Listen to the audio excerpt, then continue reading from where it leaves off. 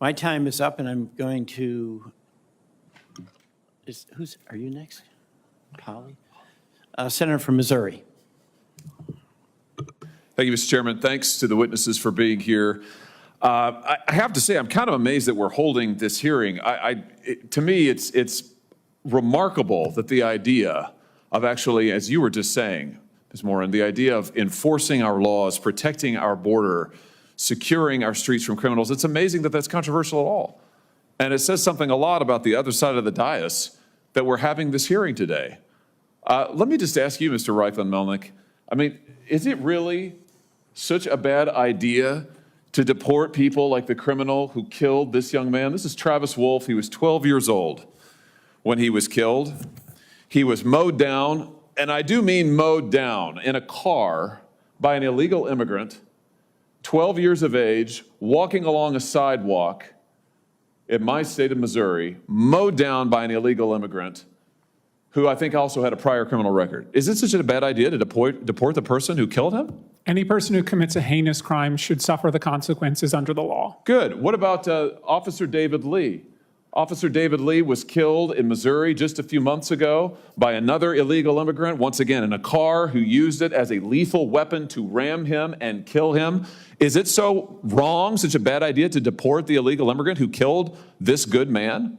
Again, any person who commits an awful act should face the full force of the law. And We've had never said multiple otherwise. stabbings in the state of Missouri at laundromats in O'Fallon, Missouri, where innocent civilians were going to do their laundry of an evening and were attacked with knives, slashed, bled, stomped upon. Should the illegals who did that, should they not be deported? No, as I said, if you commit an offense, you should face consequences. But the overwhelming majority of the 13 We've million had officers people here assaulted today in have Kansas not City on the committed other side any of the offenses. state who have been assaulted by illegal immigrants. One officer required over 100 stitches to the head, a police officer, earlier this year. Should the illegal immigrant who did that not be deported?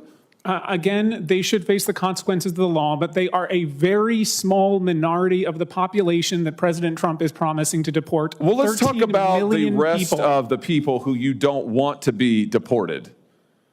You said in an article that you wrote recently, new report shows devastating costs of mass deportation. You wrote this in October. Do you remember this piece? Yes, that is a summary of our report. That we published so in this October. piece, and it's also in your written testimony, you talk about how much the economy will lose if the United States actually enforces our immigration laws and deports folks who are here illegally. And I want to quote you now. You say some industries would be particularly hard hit, including construction, agriculture, and hospitality, which combined would lose more than 2.5 million workers. What's the argument here, that there aren't American workers who are available to do those jobs? No, and as I said previously, there likely are, but the issue is that And you don't want their wages to rise? I think that we want to pass a path to citizenship so we can have a level and fair playing field for every American. Why would you want American citizens and those who are here lawfully to have to compete against illegal immigrants who, by the way, are often paid not minimum wage, who are not given the federally mandated benefits precisely because they're here illegally? Why would you want to drive down the wages of millions of working Americans who can't get those jobs in construction, agriculture, and hospitality because illegal immigrants are getting them? Suppressing wages in the meantime. Why would you want to do that? Well, if you didn't hear from my initial testimony, you know I don't want that. Oh, listen, I read your testimony word for word, and I've been watching it, and I know what the answer is. You don't actually care about working people because you're absolutely hell-bent on this ideological agenda of opening our border. You want to give everybody who's here a path to citizenship. You want blanket amnesty. You talk about mass deportations. That's your word, not Trump's. You want mass amnesty, right? It's right here in your testimony. We want a path to citizenship for people who pass a background check, who pay a fine. That's amnesty, who you just said there's millions of people. The Senate floor turned heated today as immigration, crime, and economic policy collided in a tense exchange. Senator Josh Hawley of Missouri used real-life tragedies to press witnesses on whether illegal immigrants who commit violent crimes should face immediate deportation. The debate quickly escalated into a larger battle over jobs, wages, and the future of America's immigration system.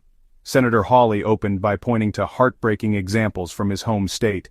A 12-year-old boy, Travis Wolf, killed by an illegal immigrant in a car accident. Officer David Lee, struck and killed in the line of duty by another illegal immigrant using a car as a weapon. A string of violent stabbings in Missouri laundromats where innocent civilians were attacked by undocumented individuals? Hawley asked pointedly, should those who commit such heinous acts not be deported?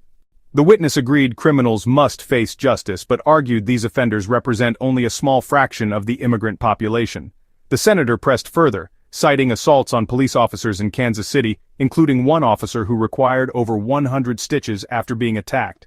Hawley challenged the idea that deporting violent offenders could be controversial, insisting that the law should be enforced without hesitation. Yet, the witness shifted focus, noting that while deportation may apply in extreme cases, the larger debate centers on mass deportation, a plan that could affect millions of workers nationwide. The exchange quickly turned to economics. A report highlighted that industries such as agriculture, construction, and hospitality could lose over 2.5 million workers if mass deportations occurred. Hawley countered, why should American citizens and legal workers have to compete with undocumented workers who suppress wages? The witness argued for a pathway to citizenship to create a level playing field, but Hawley fired back, calling it blanket amnesty that would flood the labor market and further drive down wages. That's amnesty, who you And just that said way there's we'll get millions a of people, level 13 playing million people. Right, 13 million people you want to dump into the labor force. They are Who already will drive in the labor force, illegally? Senator. They're here, Yes. taking jobs So from let's American make it citizens and saying, legal and "Oh, avoid perfect." So this. here's your plan. So just if you're wondering, America, here's the Democrats' plan: take the 13 million plus illegals who are here, taking jobs from Americans, taking wages down, taking health care benefits, and bring them here legally so that they can continue to drive down wages, flood the labor force, and suppress all Senator of the Hawley, above. they can't flood the labor force if they're already part of the labor force, which is They the are economic flooding the issue labor today. force now. That's what's happening now. Why do The you think majority wages have been here for flatlined? over 15 years. Many millions have been And here what has since the happened to Reagan working class administration. wages in that time, Mr. Reifman-Melnick? Working class they gone wages up? are currently going up. Yes. Oh, really? They've have gone up over the last year. 15 years? Over the They're last up? 15 years, I will have to consult the economists on that matter. Yeah, they're down, way down. What world do you live in? Listen, Senator Hawley, they here's are the all- deal. The Are you American familiar with people the just phrase, voted. "Don't The American cut off your people nose to just spite your voted. face"? Well, you know what? It's my time, not yours. So you're here to answer my questions, not to offer a soliloquy. And let me just end with this. The American people just got a good look at your economic program, and they voted against it. We've had an open border for the last 4 years. We have had de facto amnesty, as you yourself just said, for the last 15 plus years. It has been a disaster. People have died because of it. Wages are lower because of it. Our streets are in chaos because of it. And now you and the Democrat Party just say more of the same, more of the same. Let's double down.